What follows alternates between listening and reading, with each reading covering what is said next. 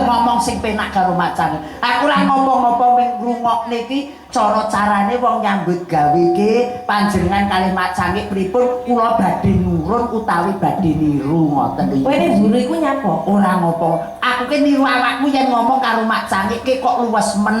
Ya kudu ngono to dadi dalang iki minangka presidene panggung. Nah, presiden wong panggung Jawa betul, aja ya. lali ambi jawane.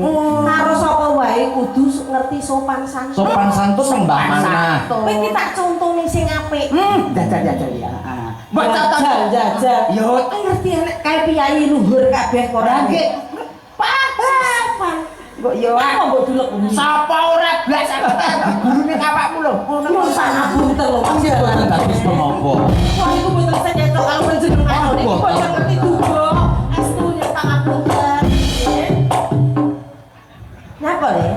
Nyapa? Aku jarene kon sopan kon ngrungokne awakmu. Aku kan yo manut to yu. Ini ngapusi kowe iki. Manut aku ngomong karo cangik ki ngene, ngomong karo padalang ki ngene. Kok sajake jenengan laris tekan Mas Cope? Alhamdulillah. Alhamdulillah kita salah rezekinipun. Alhamdulillah. Ayo kowe, ya. Ya wis ngono piye iki? Apa? Ora aku ke ngrungokne cedak ngono lho. Awake pun ngretne kan ado. Dipangan. Kok ya Kamu itu harus jangan seperti itu. Harus menghargai seorang wanita. Ya. Itu Ibu Kartini kita. Lenggah wonten iku sesuai asmane. oh ya Bu Kartini trayo gede dhuwur mlakune kowe iki.